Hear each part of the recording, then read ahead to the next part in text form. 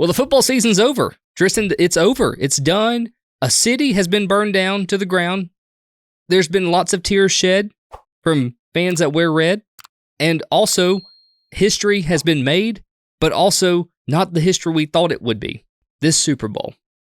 It will live in infamy inside your heart, I know, as one of the worst performances that you've ever seen displayed by Patrick Mahomes, Andy Reid, and the entire Chiefs team. Yep, that's that's needed. I'm glad that you finally came to grips with it, because I was going to ask you if you needed to do that, and you went ahead and did it anyway. So let's start off talking about the Chiefs. I know we typically talk about the winner first, guys, but since this is our show and Tristan's a Chiefs fan, we need to coddle him first.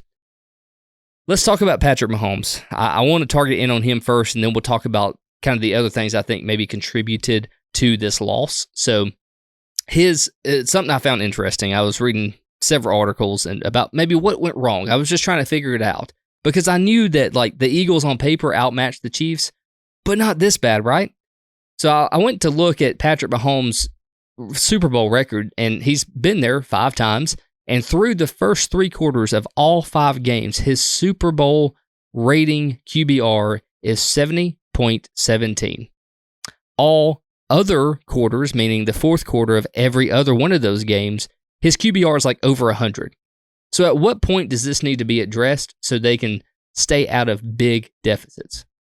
Yeah, that's something that just seems to be a problem for them for whatever reason. I don't know why, especially after so many. You would think like the nerves shouldn't be an issue. That's why they've been down 10 in every Super Bowl. That's why when they went down 10 against the Eagles, I wasn't ultra concerned. I was more concerned than normal just because of the way the game was played. I was like, oh boy, like you could just tell by the line play. You're like, oh, this is bad. But they always go down 10 and then rally. I don't know what the bigger issue to that is, because in a lot of the Super Bowls, like his first Super Bowl, I thought he was bad to start with. And then the first 49ers one. And then he was great in the second half. The Tampa Super Bowl, I thought he was great. The team was just awful. And then the second win against the 49ers and the win against the Eagles, slow in the first half, but I don't think he was bad, objectively. And then he rallied at the end. Maybe that's a bigger issue. Maybe that's the way Andy Reid schedules it. I don't know. They definitely have to look at that and figure it out. But the problem isn't necessarily getting down 10. It's getting down 10 when you have a roster like this. And this is where I'll say Patrick Mahomes, I think, and I've heard some other people say this, so I'm not reinventing the wheel here, but I really think this is true. Patrick Mahomes is going to get, a lot of blame because let's just be honest about it. This was the worst game of his career. He was terrible. And when it initially happened, I was like, I thought he wasn't good. But as I've gone back and watched it, yeah, he didn't get any help, but he was bad. I mean, there were plays to be had earlier in the game, and he didn't take them. He was frazzled from the jump because of the line, being unable to block 4 guys. And he just was constantly looking at the rush. He had Worthy on a deep shot. He had a couple quick checkdowns.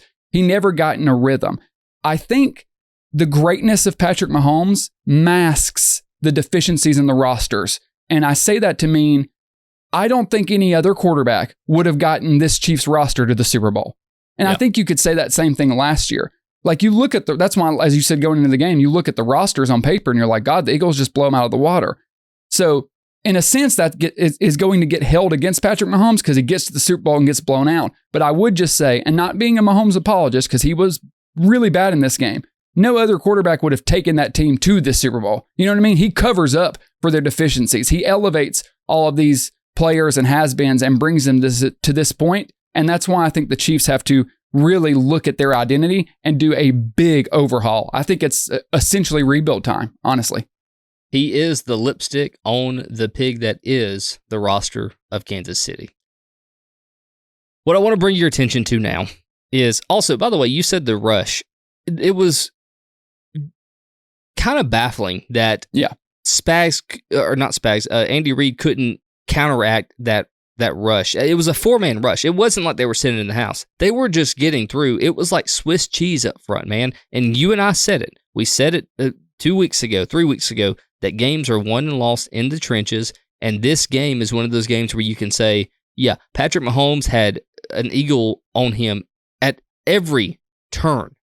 So yeah, he couldn't throw the ball. He played objectively bad, but at the same time, he was frazzled, man. Like, you actually saw that on his face. He would walk off the field after 3 and outs and be like, what do you want me to do, coach? Like, right. And that's where I'll say, honestly, and just if we're criticizing, being objective, and I'm glad we didn't record the night of because it was just too soon and like, what analysis would we give? But going back and looking at nobody it, want to hear you cry the entire time. Right. It would have been a rough show. Honestly, I thought this was maybe, it was the worst coaching performance by Andy Reid I've ever seen since he's been with the Chiefs, and I've watched every game. You know, I didn't watch every single game he had in Philadelphia. This, I thought, was his worst coaching job at the Chiefs. It just seemed like he never really adjusted. I know there wasn't a lot they could do, but they never really tried to change their plan of attack and really just, hey, let's just get, like, it needs to be snap and the ball's got to come out. You have to have plays like that. Jet sweeps. They went away from the run. You know, Patrick's pick 6 to Gene is really when the game ended because, I mean, the Chiefs defense did all right most of the game. 14 of the points essentially came, you know, from the Chiefs giving them to them. So if they would have maybe tried to establish a run and a quick game and adjust, I was shocked, Ryan, that after halftime they didn't move Tooney back to guard and put a backup at tackle. It just was, I'm not saying that would have made anything better, but it seemed like they had no answer. It seemed like the Chiefs showed up, the 4-man rush was getting to them, and they never really, the Chiefs didn't have a second pitch. Yeah. No, you're absolutely right. And toward the end of the game, I told you that you started seeing those quick passes come out. Within the last 10 minutes of the game, you saw like a screen pass to Worthy or, you know, a quick slant here and there. Like, you saw the plays that we would have hoped came, you know, maybe in the second quarter to maybe alter this game a little bit. But I do want to bring your attention to one of Xavier the guys. Worthy, bright spot of the game, though. 100%. That kid's good. But to one of the guys that you said was absolutely critical for them to utilize, who wasn't targeted, or may have been targeted, but had 0 catches in the entire first half, and that's none other than Taylor Swift's boyfriend, Travis Kelce. I think that's how we have to address him now, as Taylor Swift's boyfriend, That's fair. Travis Kelce. And we'll talk future in just a second, but I really just want to hone in on what happened this game. Do you think this was, during their game planning leading up until the Super Bowl, how important was it for the Chiefs to utilize Travis Kelce early to alter this game? And do you think if they were able to, would it have changed anything? Not necessarily. I mean, they were able to beat the Bills without Kelce. You know, I mean, they had guys. Just bring that up. I'm just saying, like, they have other options. But when the Eagles are able to your point, when you're able to rush 4 and get absolute pressure in 2 seconds and drop 7, I mean, they had Kelce covered. He had him a few times, you know, that pass early on that he kind of put behind him and Kelce couldn't reach out. Mahomes was just off, even the opportunities he had to get to Kelce. And let's be honest about this too. Particularly in the first quarter of the game, Kelce was bad. I mean, he was awful. There was one play where he came across the line on a run play and he ran into Kareem Hunt. Like, he literally ran into Hunt and was like, oh, my bad. And then Hunt got sacked. There was one play where he ran the wrong route and they had a miscommunication. He didn't catch one pass that he could have called. He was just off. I really do think Father Time has officially caught up with him. We saw him go off in that Texans game. We knew he had a few more left in him, and he was a non-factor all night.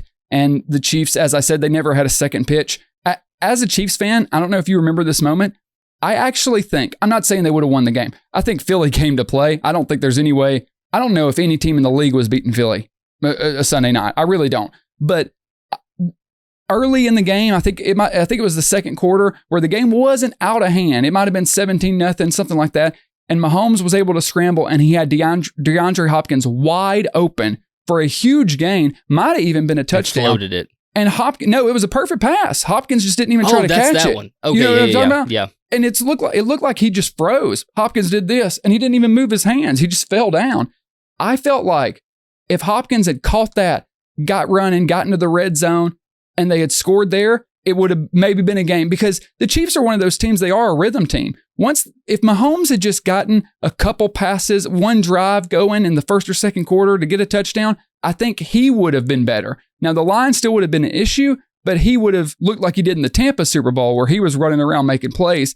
But unfortunately, no one helped him out when he needed them to, and he was bad the rest of the night.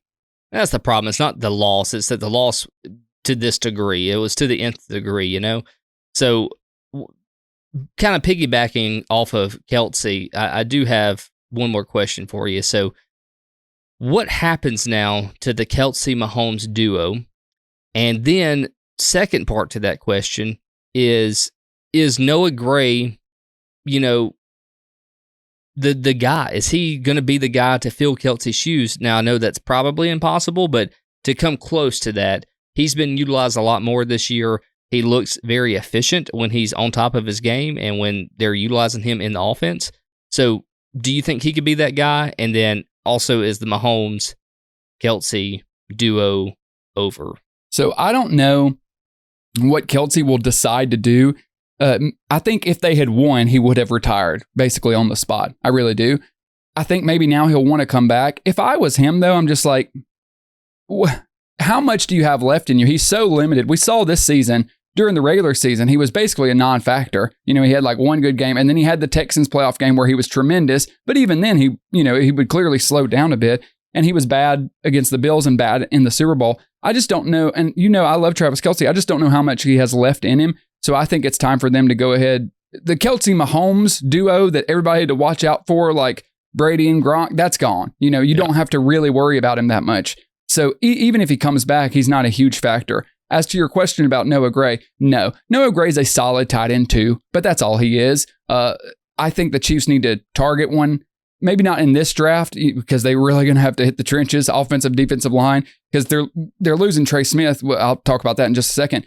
It just is they have a lot of positions they need to target. I don't know if tight end is at the top of that because with Rashee Rice coming back, obviously he'll be suspended, but you'll have Rice, you'll have Xavier Worthy. I mean, that's two solid receiver pieces. Maybe you bring Hollywood Brown back or not, but either way, they're not terrible in the wide receiver area. So you're starting to talk about all this, and there's an overarching question here that's maybe on a lot of people's mind, but is the dynasty over? Hard to say as of right now. I think there's a good chance, yes, but not in the way some people think. Because when you think about the New England Patriots, a lot of people say, yeah, it's a dynasty. But the New England Patriots is really... gap. Exactly. It's really two particular dynasties. I think this dynasty, from the Super Bowl 2 years ago to now, that little run with these group of guys, yeah, that's over. Can they get back next year? Probably not. Probably not going to make it back next year. I don't know. Although we thought that this year. That's true. I don't know if I see them having a 10-year gap like the Patriots did, but a lot of things can happen. And it really comes down to the roster. And I want to mention this. Here are some of their notable free agents this year, Ryan.